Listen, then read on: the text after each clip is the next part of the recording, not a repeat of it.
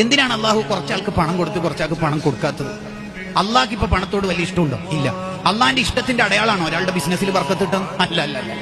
അങ്ങനെയെങ്കിൽ എങ്ങനെ ഫിറോൻ പണക്കാരനായത്, കാറൂൻ പണക്കാരനായത്, എങ്ങനെ അബൂജഹൽ കോടീശ്വരനായത്?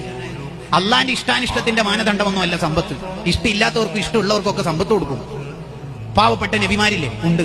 തിന്നാനില്ലാത്തത് കൊണ്ട് വഫാത്തായ നബിമാരില്ലേ? ഉണ്ട്. പണക്കാരായ നബിമാരില്ലേ? ഉണ്ടല്ലോ. സുലൈമാൻ നബി അലൈഹി സ്വലാമില്ലേ? കോടീശ്വരന്മാരായ സ്വഹാബത്തില്ലേ? ഉണ്ട്. ദാരിദ്ര്യത്തിന്റെ തീച്ചുളയിൽ ജീവിച്ച സ്വഹാബത്തില്ലേ? ഉണ്ട്. അപ്പൊ പണം അള്ളാഹുവിന്റെ ഇഷ്ടാനിഷ്ടത്തിന്റെ മാനദണ്ഡം അല്ലേ? അല്ല. പിന്നെന്തിനാ അള്ളാഹു ഇങ്ങനെ സംവിധാനിച്ചത്? പണക്കാരന് പാവപ്പെട്ടവനോട് കമ്മിറ്റ്മെന്റ് ഉണ്ടോ എന്ന് അറിയാനാണ് ചിലരുടെ കയ്യിൽ പണം കൊടുത്ത് ചിലർക്ക് പണം കൊടുക്കാതെ അള്ളാഹു ഇങ്ങനെ നിരീക്ഷിക്കുന്നത്.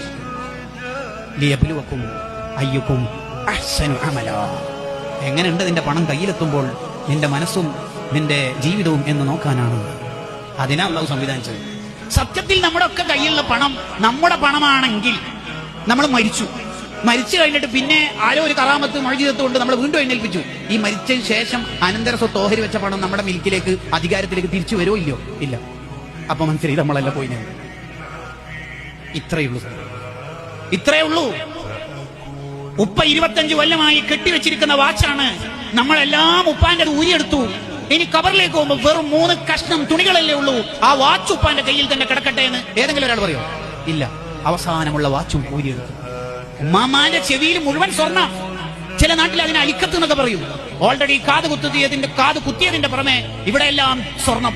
അത് മുഴുവൻ ഊരി 98 വയസ്സുള്ള ആയിഷ ഹജ്ജുമ്മയുടെ ചെവി താണ് വന്നിട്ടുണ്ട്. ഒരു ചെറിയ തരി പൊന്നേനി ബാക്കിയുള്ളൂ. അത് ഊരിയെടുക്കാൻ കഴിയുന്നില്ല.